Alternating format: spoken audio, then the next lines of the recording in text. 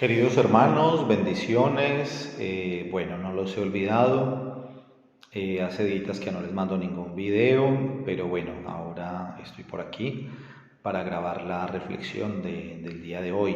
No les mandé el domingo, bueno, los he tenido un poquito abandonados, pero bueno, aquí estoy. Bueno, hoy es jueves y quiero compartirles un poco sobre la primera lectura y el Evangelio. Hoy en la primera lectura, que es del profeta Jeremías, venimos leyendo a Jeremías en todos estos días. Hay una cosa muy bella y es que el Señor dice, Dios, que pondrá la ley en nuestros corazones. Es decir, que ya no serán tablas de piedra como había sido en el Antiguo Testamento, que el pueblo de Israel recibió la alianza en el monte Sinaí, sino que ahora ya la ley está inscrita en el corazón.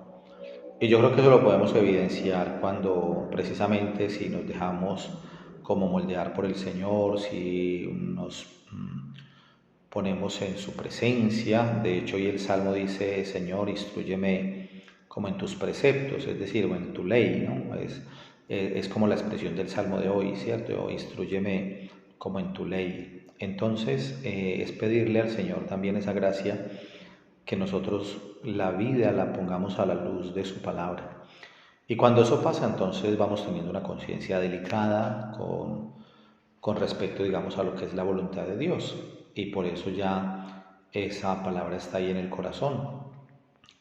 Cuando hacemos algo que no corresponde a la voluntad de Dios, si tenemos una vida de tratar de hacer su voluntad en su presencia, si tenemos fe, que es un don de Dios, pues entonces también en el corazón sentimos, sin que nadie venga a decirnos, lo sentimos en el corazón, que hay algo que no está bien, y entonces es cuando pues retomamos nuestro camino, cuando hacemos el propósito de conversión, el propósito de enmienda, de cambiar de dirección. Bueno, pues creo que es por eso es bellísima esa primera lectura del profeta Jeremías, que cuando dejamos que los preceptos del Señor entren en nuestro corazón, pues está ahí nuestra conciencia, esa conciencia delicada que nos va a indicar en un momento determinado cuando algo no está bien, y también las mociones del Espíritu Santo para hacer el bien, ¿cierto? El Espíritu Santo que tiene la misión de santificar.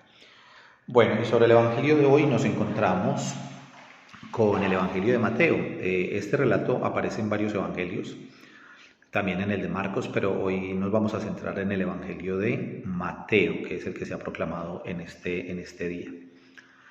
Jesús les hace una pregunta a los discípulos, les dice, ¿quién dice la gente que soy yo? Y entonces ellos empiezan a decir lo que escuchan, ¿no?, de la gente. Unos dicen que eres Juan el Bautista, otros que Elías, otros que Jeremías o uno de los profetas. La verdad es que Jesús lo que utiliza aquí es una pedagogía. Comienza preguntando lo general, ¿qué dice la gente? ¿Quién dice la gente que soy yo? Pero él va a ir a lo fundamental. Digamos que de ahí, de esa pregunta, va a ir a una pregunta más concreta, y ese es el corazón del Evangelio. Y para ustedes, ¿quién soy yo?, dice Jesús a los discípulos. Les pregunta, ¿y para ustedes, quién soy yo? Entonces, es la pregunta que también nos hace el Señor a cada uno de nosotros. Eso es lo que nos tenemos que preguntar. ¿Quién es Jesús para mí? Cuando nosotros queremos volvernos especialistas en un personaje, pensemos en un personaje de la historia o alguien que vive o que ya no vive, que ya se murió, pero que de pronto marcó la historia, y nos sentimos atraídos por esa figura, entonces de pronto podemos estudiarlo, y entonces llegará un momento en que tanto leer sobre ese personaje, sobre esa persona, podremos sabernos de memoria la fecha de nacimiento, la fecha de la muerte, qué hizo, si escribió algo, si se inventó algo, qué aporte hizo a la humanidad. Bueno, nos podremos volver especialistas. Y seguramente si vamos a buscar, aprovechando las herramientas que tenemos hoy, en internet podríamos buscar Jesús de Nazaret y nos aparecerían cantidad de respuestas sobre Jesús. Entonces nos dirían, bueno, pues Jesús fue el judío más importante, el más famoso de la historia. Otro dirá, no, pues Jesús era un iluminado que estuvo 30 años, más de 20 años oculto, desde los 12 años hasta los 30, muchos años, y entonces no faltará el que diga, no, pues él se fue para la India, estuvo por allá en los Himalayas y por allá estuvo recibiendo una sabiduría de parte de gurús, porque hay de todo en esto, ¿cierto? Otro dirá, pues bueno, Jesús fue un revolucionario, fue el primer comunista de la historia, fue, qué sé yo, cada uno lo interpretará de formas diferentes. Pero nosotros no podemos responder quién es Jesús por datos que nosotros busquemos en libros. Nosotros tenemos que responder quién es Jesús desde una cuestión más existencial, desde adentro. Cuando Jesús pregunta a los discípulos, ¿y para ustedes quién soy yo? Y nos pregunta a nosotros hoy, tenemos que en nuestro interior preguntarnos, bueno, ¿y quién es Jesús para mí? Ojalá pues, queridos hermanos, que la respuesta sea una respuesta que realmente sea con convicción. ¿Quién es Jesús para mí?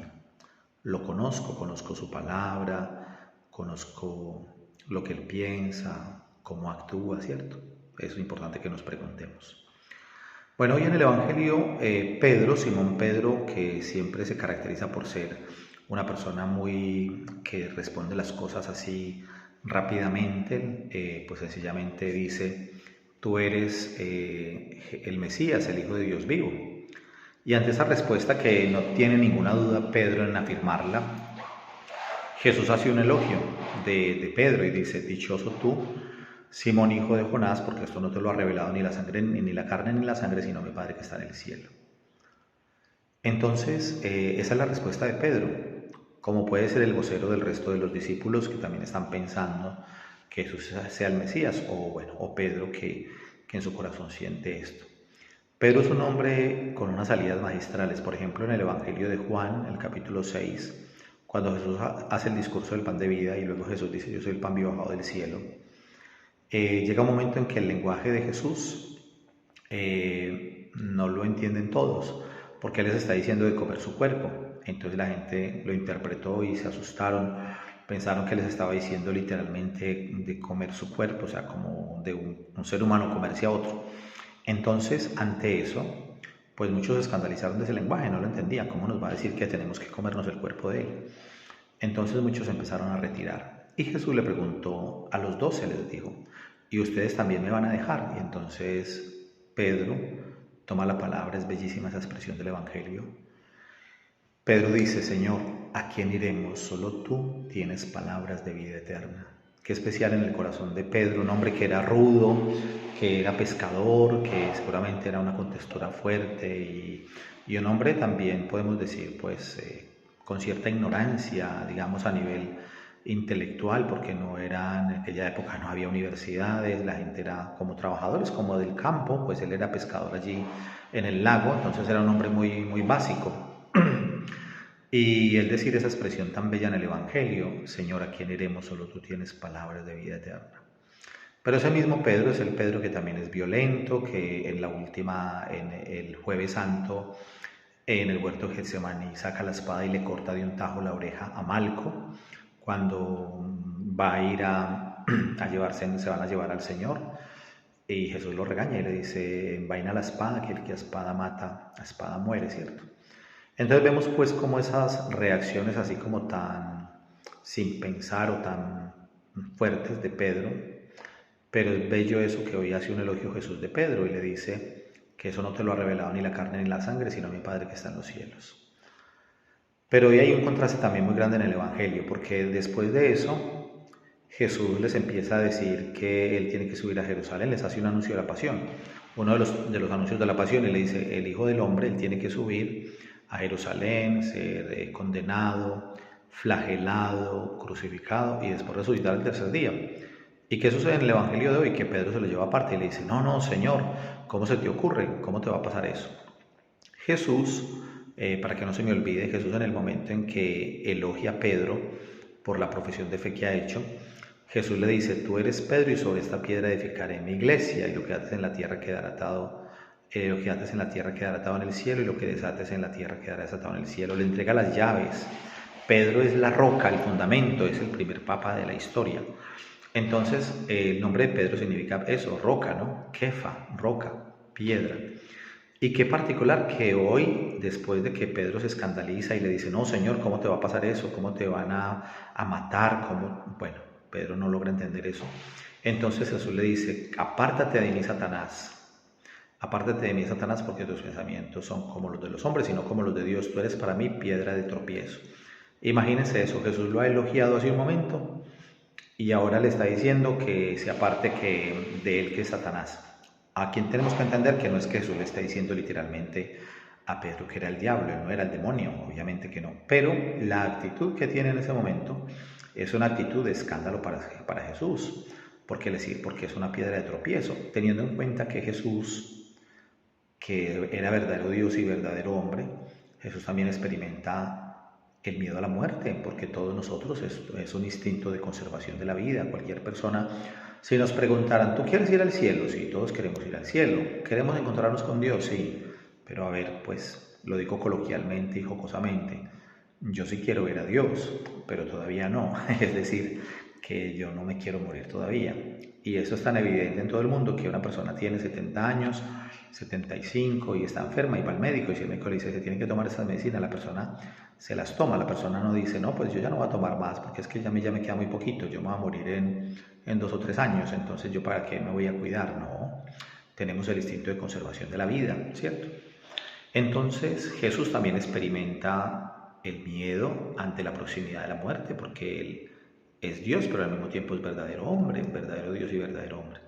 Por lo tanto es la tentación. El demonio le había tentado a Jesús diciéndole, si tú eres el Hijo de Dios, haz que estas piedras se conviertan en panes. ¿Recuerdan las tentaciones allá en el desierto? Si tú eres el Hijo de Dios, lánzate de aquí abajo porque mandará a sus ángeles para que no resbale tu pie en la piedra. O sea, lo tienta a que demuestre su poder. Y aquí Pedro también es piedra de escándalo, porque en otras palabras como que Jesús, como que para que Jesús se plantee como que sí es verdad, porque voy a ir yo a la cruz, porque voy a ir a la muerte, ¿no? Y en la cruz a Jesús también apareció otra tentación allí. Si tú eres el Hijo de Dios, bájate de la cruz. O sea, lo están retando, ¿no? Entonces, por eso es que Pedro hoy se convierte en piedra de escándalo para Jesús. Pero bueno, hermanos, en medio de todo, qué bello es Pedro, porque ese Pedro nos representa a nosotros. Nosotros somos así también, nosotros le hacemos tantas promesas a Jesús, hacemos oración cuando lo sentimos cerquita a nuestro corazón, le hacemos tantas promesas, pero después en el momento de la prueba muchas veces fallamos, porque somos así, es nuestra realidad. Entonces Pedro, pues a mí me encanta ver que los discípulos no los presenta el Evangelio como seres perfectos, porque si no, ya estaría muy desanimado. Imagínense yo querer ser santo y nosotros querer seguir a Jesús, pero si todos los apóstoles fueran perfectos, diríamos, bueno, pero nosotros que tenemos tantas imperfecciones y tantas incoherencias, pero descubrir esa realidad de los apóstoles también nos da ánimo, porque si ellos pudieron llegar a la santidad, entonces nosotros también, porque es el Señor el que nos santifica con el Espíritu Santo y no es nuestro mérito, nosotros simplemente disponemos el corazón. Bueno, queridos hermanos, Dios les siga bendiciendo, un abrazo para todos.